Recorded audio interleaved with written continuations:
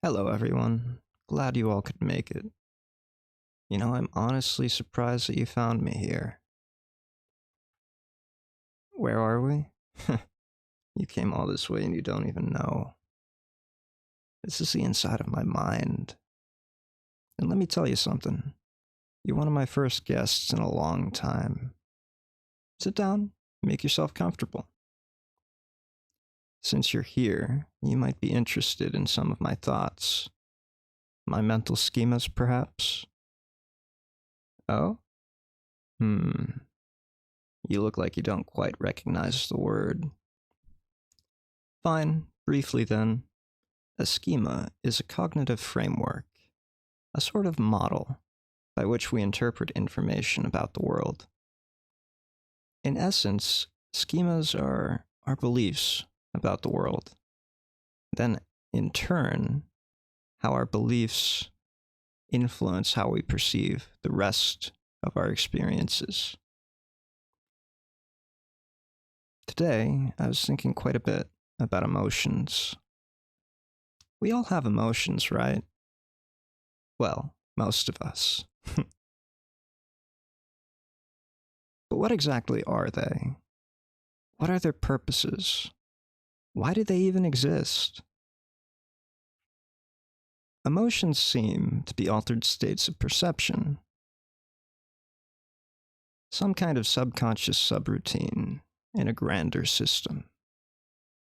The closest I can figure is that these emotions are means of making decisions quickly. Is it that strange? What, did you think that only logical reasoning could be used to make decisions? Ah, I see. Then let me illustrate my point. Consider a time when you felt an emotional pull. It doesn't matter what. It can be as simple as when you decided which flavor of ice cream you wanted to buy, or as complex and nuanced as when you decided to break up with the last ex. In either case, you likely felt an emotion of some kind, right?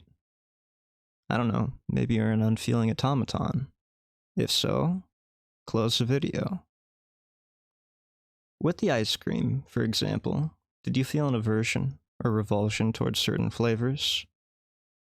Or are you one of those people who likes rum raisin ice cream? Maybe you felt an attraction to, or happiness about buying whatever flavor you ended up getting. I'm sure that you did if you sit down to think about it. But that emotional decision was quick, easy, right? Relatively, at least. I doubt you sat down to weigh all of your options. You didn't flowchart it, right? If you're the type of person to make a flowchart of all of your decisions over something so seemingly trivial, you might have other problems. Like, if you did the same while you were being chased by a man-eating lion, well, you might just be the end of your genetic line. But that right there illustrates what I think is the niche or benefit of the emotional system of making decisions. It's quick, efficient, and although imprecise, often delivers results which are satisfactory enough. And that's what fitness of a trait is when speaking of an evolutionary biology perspective. If one does not have the time or the energy to logic out decision paths, then emotion and the intuition those emotions offer are better than nothing. This is, of course, compared to the logical reasoning pathway of making decisions. Logical reasoning can often provide longer-term considerations than emotional ones.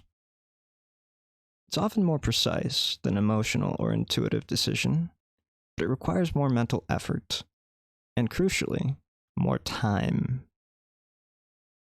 I think I've separated these two pathways for the sake of communicating my schema more clearly. But I do want to be clear that these two systems are by no means isolated.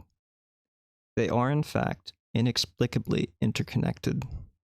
Have you ever made a logical decision that seems sound, but you have a sort of uneasy feeling about it? A premonition that something's going to go wrong? A gut feeling, if you will. Has that ever been proven true over your logic? Well, maybe your emotions and intuition allowed you to subconsciously pick up on something that your conscious mind didn't. Now here's a counterexample. Have you ever experienced anger clouding your judgment? In both cases, the emotional and intuitive paths seem to be working simultaneously. The former example showed how logic can supersede emotion and intuition, while the latter demonstrated the opposite, how emotion can supersede logic. I want to be very clear that I'm not making a value judgment. Logic is not inferior or superior to the emotional and intuitive pathway. They both have their own niches to fill. But I do hope that you can see that these two subroutines, as I like to think of them, are constantly running simultaneously to some degree. Now, I think I've demonstrated the ties between the logical and emotional and intuitive decision-making pathways pretty well already. But I think I see even more connection between them. I'm a firm believer that prior actions influence future ones. If you spent a great deal of time thinking and reasoning over what to do in a specific situation, then you will be more able to intuitively act in similar situations in the future. Your logical efforts will improve your emotional and intuitive abilities. But why is this the case? Perhaps an analogy will help you understand my reasoning. I want you to imagine that making a decision is like crossing from one end of a forest to another. Logical reasoning is like carefully, painstakingly cutting a path through the forest. You can recognize signs of obstacles and threats, and either avoid or prepare for them. Now, emotional and intuitive reasoning, it's kind of like rushing blindly between the trees. No forethought. You might end up running through thorny brambles or stumbling over tree roots, or you might make it to the other side, completely unscathed. Now, both have their advantages and disadvantages, but both will likewise, eventually, get you to the other side. The only major differences are in how much time one has to spend up front thinking about things, and how long it takes to get from one point to the other. Let us further examine what happens when one cuts a path through the forest. The path doesn't stop existing once you walk it from one side to the other, does it? It continues to exist even once it's been used. And it continues to be a short, effective path to the other side.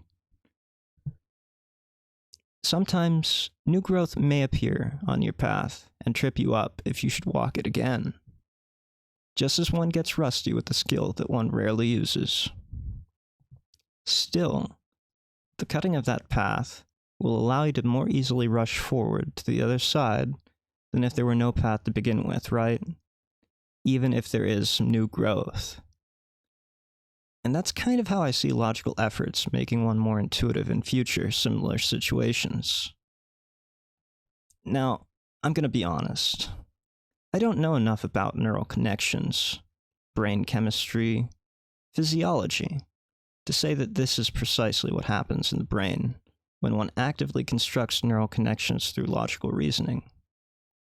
But it does seem that those who have prior experience in similar situations can more accurately and intuitively act in future ones of a similar nature. Think of it a bit like muscle memory. Well, it certainly was a pleasure, but it looks like our time together for today is up. I appreciate you finding me, listening to me, and enjoying my mad ravings. I further look forward to seeing you again in the future. But for now, farewell. Hyde out.